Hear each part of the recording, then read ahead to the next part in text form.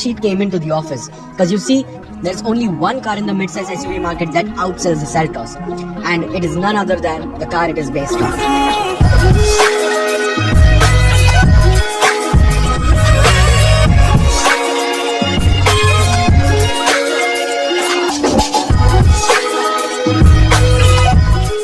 Yep, that's right. The best seller in this segment by a big margin is in fact this, the Hyundai Creta. And with reason. How can the first copy be better than the original? I thought you said you weren't going to intervene today. Today was my day and I'm here to tell the folks how they should be buying the Kia instead of that bland thing over there. What? No, you have it all wrong. This sells more because it's a comfortable car. This isn't bland. This is soft and swift like a koi fish. Talking about fish, looks like Hyundai put the face of one as your front grille.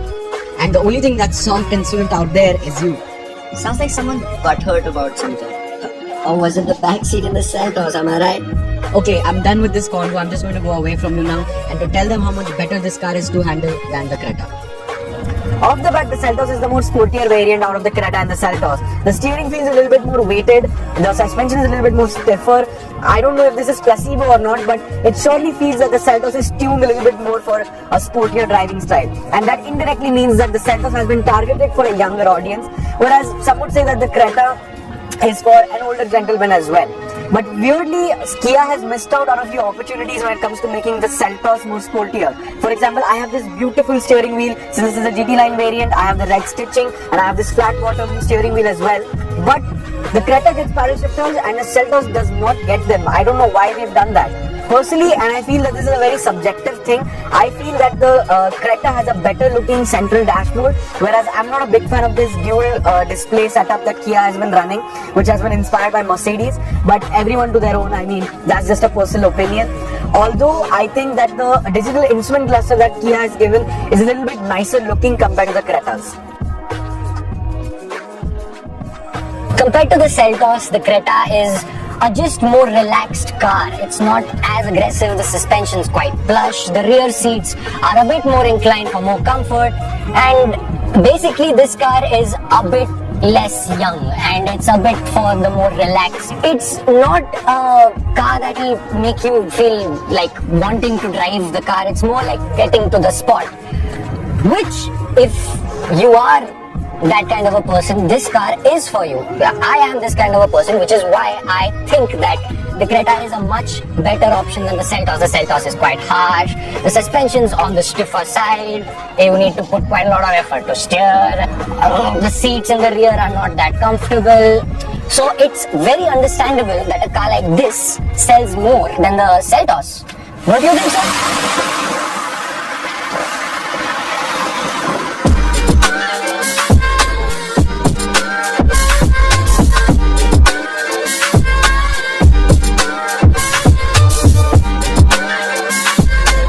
As for the design, the cleaner layout is in the Creta, with its slightly more ergonomic 10.25-inch touchscreen in front.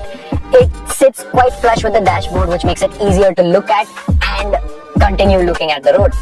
You are greeted with quite good quality plastics everywhere, but in some crucial spots like the top of the dash and the door cards, you are greeted with some low-rent plastic, which can be a deal breaker for some. The Creta has a funky looking gauge cluster as well, with a center digital unit that displays your speedometer and trip data, while on the left you have the tachometer and on the right you have your fuel gauge and engine heat gauge.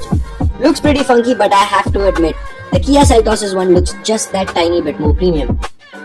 The central screen is decent to use with good animations and smooth functions. You have some gimmicks in the console like your air purifier rate and stuff, but most people are going to connect to it via CarPlay or Android Auto, so yeah, works well in that sense. This is where the Creta really shines. With softer cushioning and a reclined backseat angle, the Creta is a really nice place in the backseat. Not only do I have the same amount of space as the Seltos and more thigh support, I also have a panoramic sunroof, which I can enjoy the beautiful sky in, which you cannot do in the Seltos. The Seltos' interior is for sure the more sportier one because this is a GT line variant and it gets these amazing seats which are ventilated as well. You have the GT line logo embossed in it and this red stitching running through the whole seat. You get the red stitching on the door cards as well as the steering wheel and the gear shifter. So overall, this looks very sporty and aggressive. And since, I mean, this is targeted towards the youthful generation, I would say, everything is black inside, whereas in the Creta you get beige or you can get white as well. But this is not the case with the Kia, and it looks very nice. You get this dual digital display, like I said, not a big fan of it, but it works fairly well. The UI inside the infotainment system is pretty smooth. Not the smoothest, I would say, but it works pretty well. You get a Bose surround sound system in it. You get this air purifier inside as well, which keeps the air nice and clean. And overall, this is a decent interior. I would say the build quality is average, not the best in the business, but it works really well. And just like Kia and Hyundai are known for shoving in tons and tons of features in their car, this is exactly the same and is just a feature overload. Like Bhavneet said, the Creta is a bit more laid back and a little bit more chiller in the back seat because of its reclined seating angle, whereas in the Seltos, I mean, you can definitely feel that you're sitting a bit more upright. And Kia has missed out on another great opportunity. Just like the paddle shifters not being on the steering wheel, you do not get the option for a panoramic sunroof in this car. So it does feel a little bit more cramped and claustrophobic in the back, but it's nothing that I would complain about, of course. But the addition of a panoramic sunroof in the Seltos would have been absolutely amazing. But I mean, of course, how many features can Kia put in their car? Overall, I would say the back seats are decently comfortable, a bit upright, like I said, enough amount of headroom, no problem at all, and you get a decent amount of features behind as well. Of course, the Bose surround sound speakers, the air purifier is in the back as well. You get a charging socket over here with AC vents and a central armrest as well with cup holders. So yeah, pretty decent, but I would really like a panoramic sunroof. And one more cool little feature, blinds. Now, I'm not a big fan of Korean design philosophy, and the Seltos and the Creta is no different for me. I think they are just overly designed. There are too many elements all around the car, and they look more something like you would find in a Hot Wheels box rather than a proper car in the real world.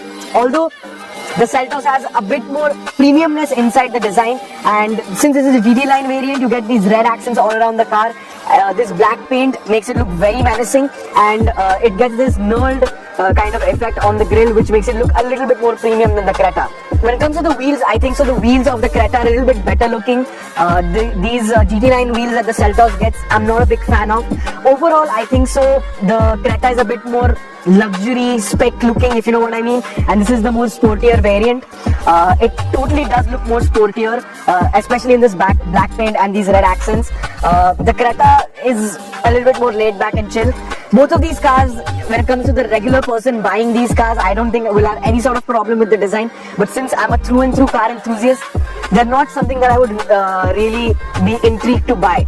When it comes to the looks, the Creta is a subjective matter. People started talking about the headlights and how controversial the DRL on top of the headlight looked and how it just looked like a second thought job. But in my opinion, it looks quite nice. This car, especially in black and with these diamond cut alloy wheels, look really nice. And in my opinion, that C-pillar two-tone silver looks really good as well. But if you are not the kind of person that likes the Seltos, this is actually quite subtle and quite nice. Now, to all of the people who think that these cars are actual real SUVs, this clip shows the maximum amount of off-road both of these cars can take. So what is the conclusion for us? In our opinion, the Seltos is the more enthusiastic model of the two, with its funky design and more youthful personality. If you're in your early 20s or late 20s and looking for a crossover, first of all, why are you buying a crossover? Get something actually nice like a sedan or a hatchback. And if you're looking to buy any one of these two crossovers, the Seltos is the one that you'll be more attracted towards. The Creta, on the other hand, is the more mundane approach with stuff that we have already seen from Hyundai. So it is the one that appeals to probably the older generation. Our advice to anyone buying both of these cars is don't get a crossover, get a sedan or a hatchback. Something that is actually useful. Crossovers are just a way for manufacturers to extract extra money from your pocket for fake marketing practices like calling it an SUV and putting in some really useless off-road modes. So break the trend and get yourself something nice.